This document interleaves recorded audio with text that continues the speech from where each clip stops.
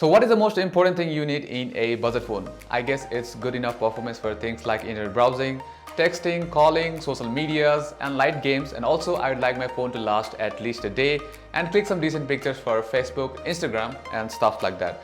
So hey, what's up guys, Anmol here for TechClick, and in this video we'll be talking about the all-new budget release from Xiaomi, the Redmi 6.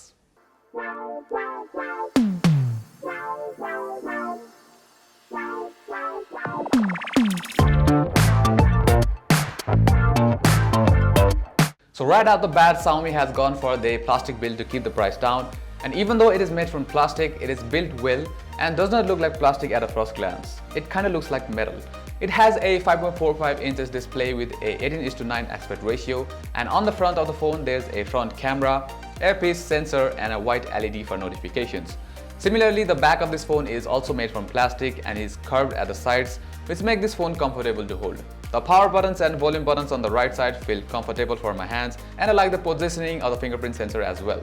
Now the feature that I really like about this phone is that we can use dual SIM and micro SD at the same time, because there are 3 slots, 2 for the SIM and 1 for the micro SD. Now Xiaomi removed the headphone jack from the Mi A2, but gladly it is still available on the Redmi 6. Also, removing the headphone jack from devices like the Redmi 6 won't make sense either. But the thing that's missing from the Redmi 6 is an air blaster that you can normally find in phones from Xiaomi. Well, there's 2 cameras at the back with a flash, and weirdly the speaker is also on the back. On overall, the build quality of this phone is good. I have no complaints except the speaker's audio placement, because the speaker is supposed to fire towards the viewer and not away from it. Well, take nothing away from the speaker's audio quality because it is pretty decent. So build wise this phone gets an 8, and design wise I think it's an 7 kinda thing. Now let's get on to the hardware. Most of the Xiaomi's lineup are usually powered by Qualcomm Snapdragon processors, but the Redmi 6 uses MediaTek Helio P22. It's an octa-core processor based on 12nm manufacturing process clocked at 2 GHz.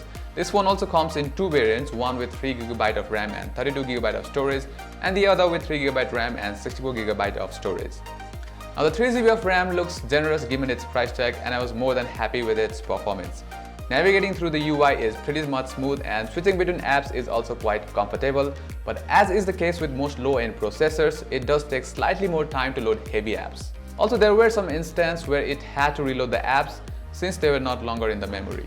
The other game that did not run as smooth as the PUBG is the Asphalt Legends. It runs at very low FPS, and once it even crashed, so well, you won't be playing heavy games in this phone I guess. So the Redmi 6 comes with a dual camera setup on the back, 12 megapixel plus 5 megapixel, and honestly I was not expecting too much from its camera, but it does pretty good in daylight, and as expected there's a significant quality drop in low light. In favorable daylight, the photos captured have good details and look sharp. Outdoors on a sunny day, it gave us good pictures with balanced dynamic range. The colors also look natural and not saturated. However, it may struggle to focus tiny objects up close. For example, we weren't quite able to get a sharp macro photo of the flower using the Redmi 6. It looks kind of blurred and lacks details. The Redmi 6 uses secondary lens to capture portrait photos, and I was quite satisfied with the photos. It does good job with edge detection, even though it's not perfect. The portrait photos turn out quite good. It does good job of differentiating the background and the foreground. Indoors, the noise will be quite visible with low light conditions, and the object in focus won't have much detail as well.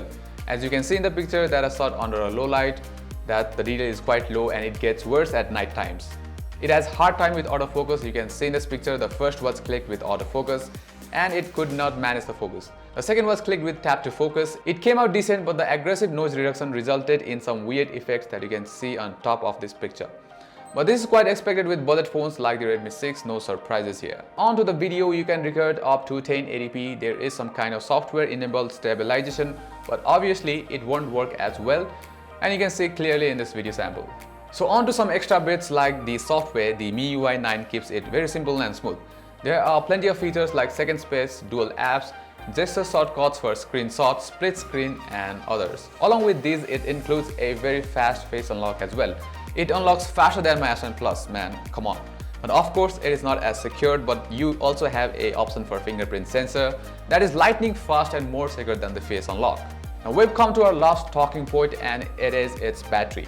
The 3000 mAh battery is nothing special as per my usage. It was able to last for a day, but I would have preferred a slightly bigger battery on this thing. Those of you with heavy usage pattern won't be quite satisfied with the battery life of the Redmi 6. So that's it for the Redmi 6. It's a good budget phone with impressive build quality, performance, and somewhat good camera. As expected, it does not perform as good in low light, and I would have liked a bigger battery on the Redmi 6. But take nothing away, it's still a very good budget phone, and if you're looking for a budget phone this festive season, it's a very good choice. So that's it for this video. I hope you guys liked it. Also, don't forget to subscribe and also hit that bell icon for notifications. Until next time, namaste.